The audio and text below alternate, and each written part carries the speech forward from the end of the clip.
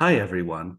My name is Devin Hughes. I'm the founder and president of GVPedia, a nonprofit dedicated to arming policymakers, advocates, and the public with facts and data to create evidence-based policy to reduce gun violence.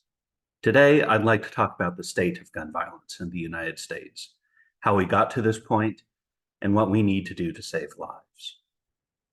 The majority of Americans say their primary motivation to purchase a firearm is to keep themselves and their families safe, and the gun lobby has long touted this as an important reason for owning a gun. 88% of gun owners list self-defense as the primary reason for ownership, and nearly 2/3 of Americans, including gun owners and non-owners, believe that a firearm in the home makes them safer. The past 4 years have broken gun sale records, with almost 16 million guns sold last year. In 2020, nearly 22 million guns were sold, a massive increase from 13 million sold in 2019 before the pandemic. The surge in buying firearms for self-defense has not led to safer communities. Instead, the data shows a direct correlation between more gun sales and a surge in gun violence. Gun Violence Archive data shows that over the last 10 years, mass shootings of which 4 or more people are shot have more than doubled. Deaths and injuries of children and teenagers under the age of 18, not including suicides, have increased by more than 100%. In addition to this raw data, the overwhelming majority of legitimate academic research debunks the myth that guns make us safer. Having a firearm in the home doubles the risk of homicide and triples the risk of suicide for everyone in that home. The majority of academic research has also found that the weakening of concealed carry laws increases violent crime. So how did we get here? As mentioned earlier, a majority of Americans believe guns make them safer. This is because for the past 50 years, the gun lobby has deployed a disinformation campaign known as the fire hose of falsehood.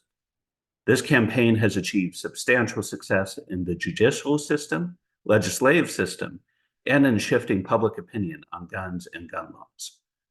One way they have achieved this goal is by deliberately hampering and blocking funding for accurate research.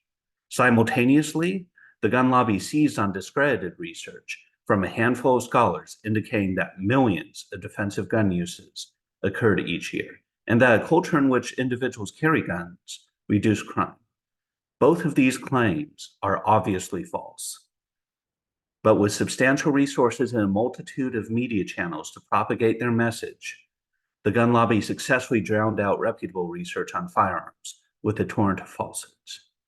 The fire hose of falsehood has encouraged irresponsible gun ownership and warped the public conversation about firearms. So what can we do to stop it and fix America's gun violence epidemic? While combating a disinformation campaign requires a coordinated strategic response, it can also develop at the personal level.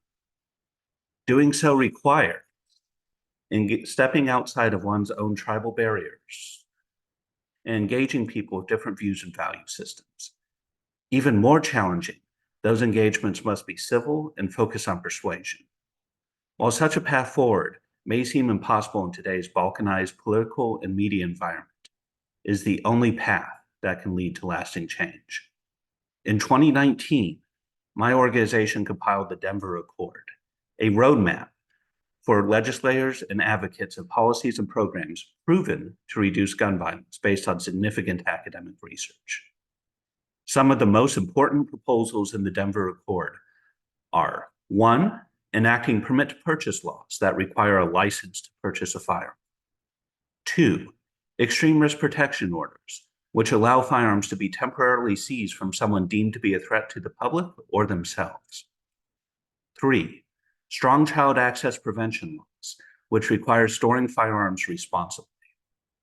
4, community violence intervention programs, such as Cure Violence and Cease Fire, that help communities reach those most at risk of perpetrating violence.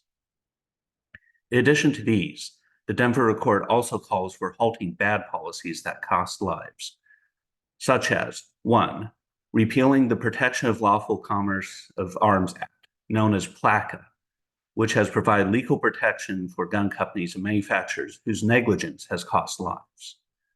2, repeal the Tie-Hart Amendments, which prevent the ATF from releasing tracing data from guns used in crimes, thereby blinding researchers and the public to which stores are being irresponsible. 3, repeal stand your ground laws, which create a shoot-first environment that has cost lives. And 4, stop permitless carry and the further weakening of concealed carry laws, which have also been shown to cost lives.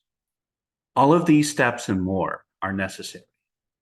No one policy alone will end gun violence. However, adopting a comprehensive approach will save lives and honor survivors. Together, we have a fighting chance of stopping this epidemic of gun violence. Thank you.